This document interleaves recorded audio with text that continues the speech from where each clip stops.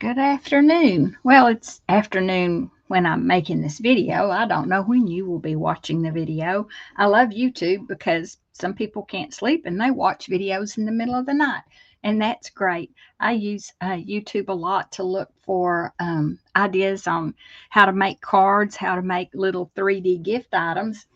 So it's a fun way of going down a rabbit hole without having to leave home. So today I have a really, we did this in card class, and my ladies loved this card. It's not difficult, it's actually pretty stunning in person. You can see the little bit of shiny on the background papers.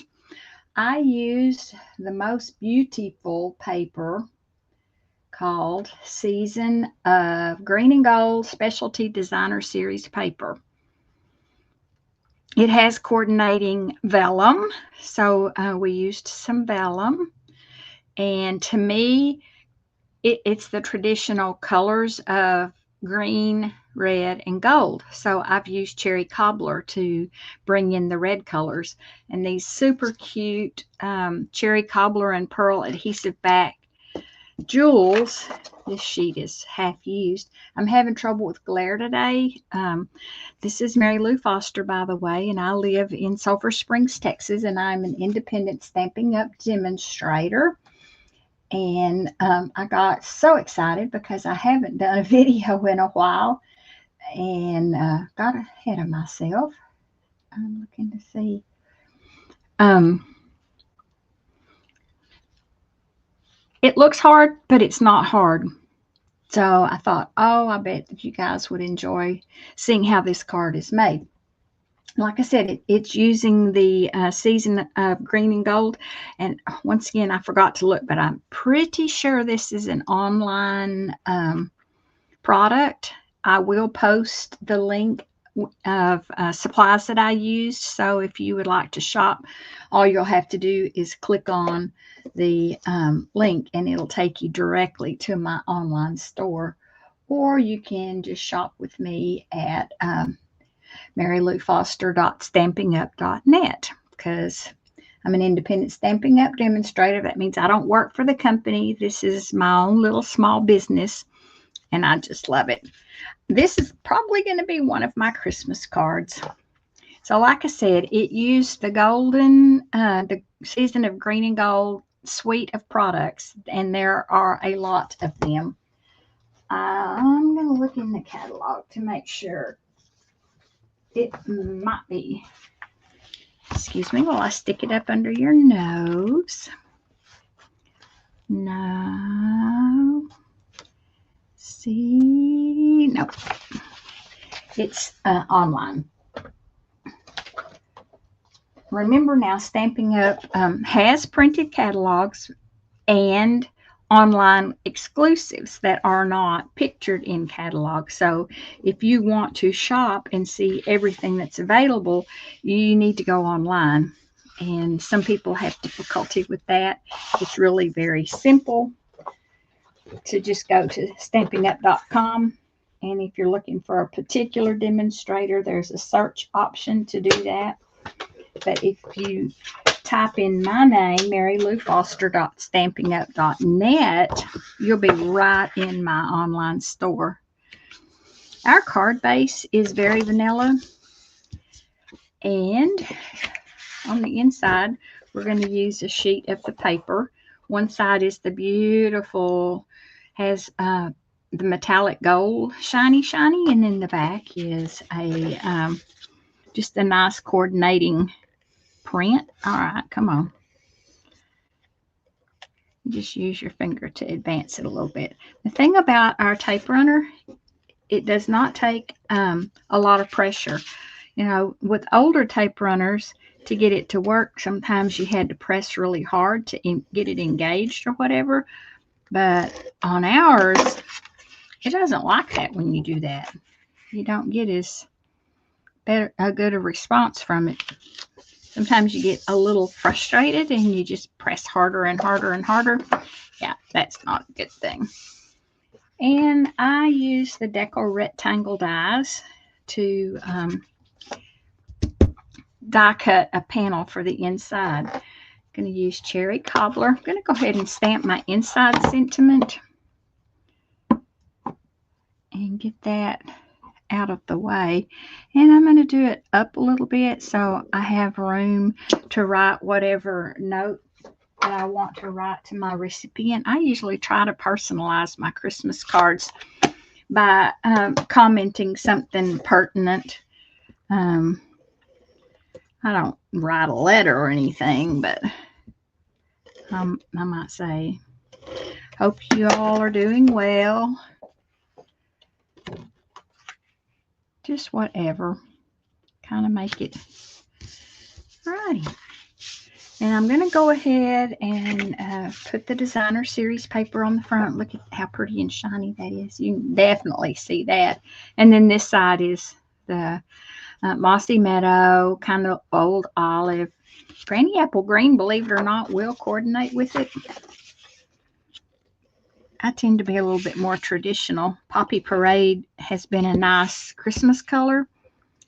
I'll use Flirty Flamingo on something. I was kind of skeptical because it's sort of an orangey. Looks great. So you're just going to center it with a little matte border around it. I just eyeball it. I don't measure it. I'll put the cutting instructions on my blog and also link to that, because I'm not going to sit here and try to tell you what size this is and what size that is, because this card we made in October, so it's been a while. I believe I got the inspiration from Jackie Bolhuis. She's one of our $1 Million achievers.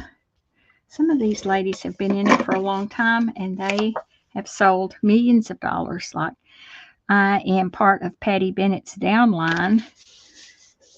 The lady I signed up under is directly under Patty, and then I'm her second downline. But in the Stampin' Up world, she can claim her bottom three, her direct recruits, and then anyone who signs up under them. And I'm lucky enough to be part of that. So what's going on right now? We're getting in, making plans and preparations for the new catalogs, because, you know, it's coming up Christmas and the end of the 2024. So the holiday catalog, or the, what do we call it, September to December catalog, is going to retire or gradually sell out. I'm using cherry cobbler. The stamp set is Greetings of the Season. And if you haven't taken the time to look in that new little mini catalog, whoo, man, the glare on that. Look at all the different fonts. So I'm going to mix fonts today. You may notice that Christmas is in cursive, and then Merry are the more block letters. And it's, I did mount them on separate blocks because, excuse me, I'm probably going to get my head up on, I wanted my Merry a little closer, and it has an edge, and this one had a little bit of an edge, and I couldn't snuggle them up the way I wanted them. So I put them on separate blocks in order to accomplish what I was trying to do. The dies that I used are the Greetings of the Season dies. And I wish you could see off camera. I'm kind of glad. Oh, I think I found them. I'm kind of glad you can't, because my crafting table is a hot mess. Not just a mess, it's even past that. These Greetings of the Season go with the Greeting of the Season stamp set. Fabulous. If you want to make Christmas tags, this is your set. And even if you don't, they make great labels for your cards. It's worth the money for these dies. I could see where they would be good all year long. If you don't want that little hole to show up, what I'm going to do is use one of the holes to tie my ribbon, and the other hole then I will embellish and cover it up. but it's worth every penny. So I've stamped on the oval, and I'm going to mount it on, I don't know what you call this one, but I'm going to mount it, and then we're going to use dimensionals. Remember what those are? Those are like the pop dots of the Stampin' Up! World that elevate things so they're not sitting flat on the surface of a card. Gives it dimension, hence the word dimensional.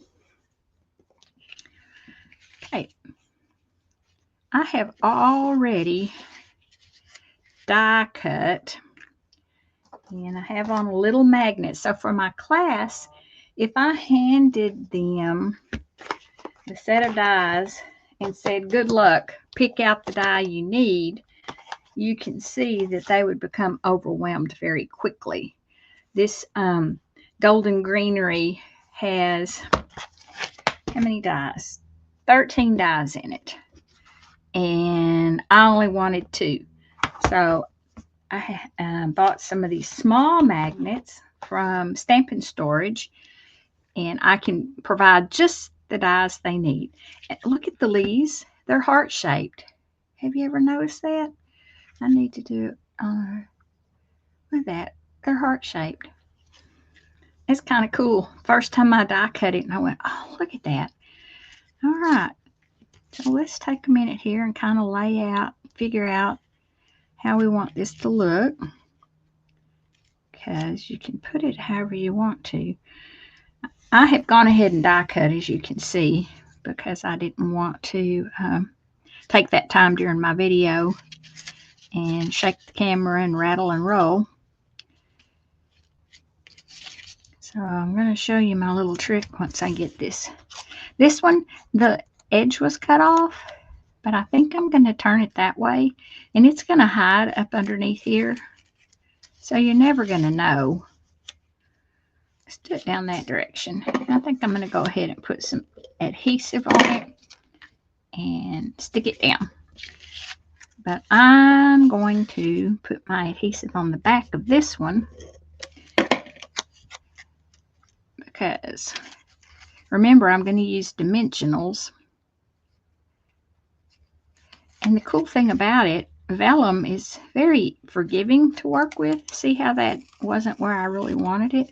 So I'll just peel it off, put it at a different angle. I don't want it to hang off the top of the card, so that's why I'm trying to find the, maybe I should lay it down where I want it and at the angle that I want it. Does it have, it does not. And then stick my label on it, since I have sticky. And then this one, and I think I'll use glue dots. I put my little box of glue dots out here. And remember, ours are a little backwards. So I'm not going to put glue dots on these out on the edge. Just going to put it on these in the middle. I don't care if some of it sticks up, but I have to use something to adhere it.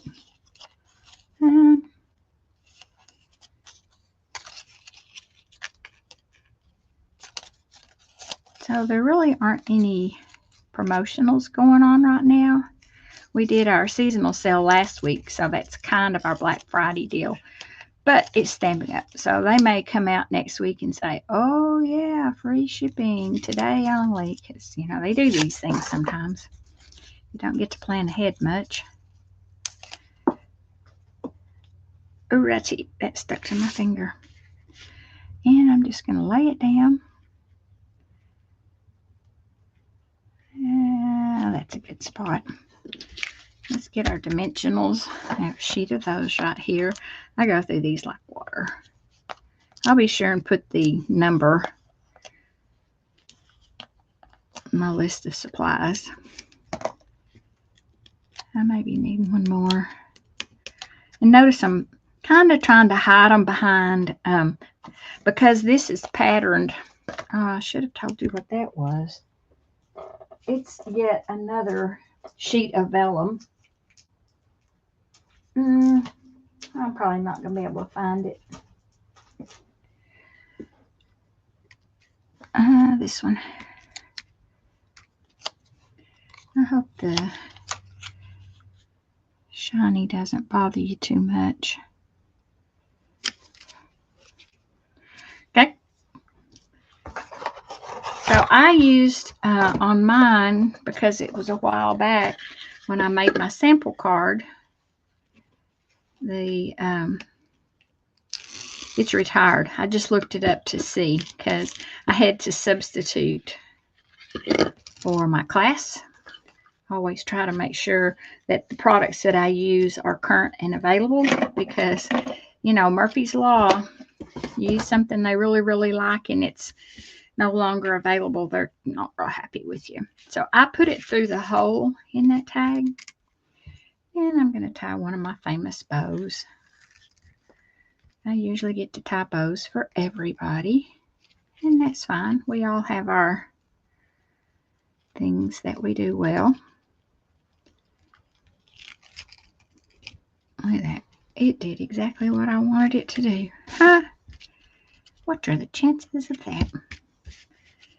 So it gives it a little different look. I like the look of the thread twine. What was this called? I laid it right here.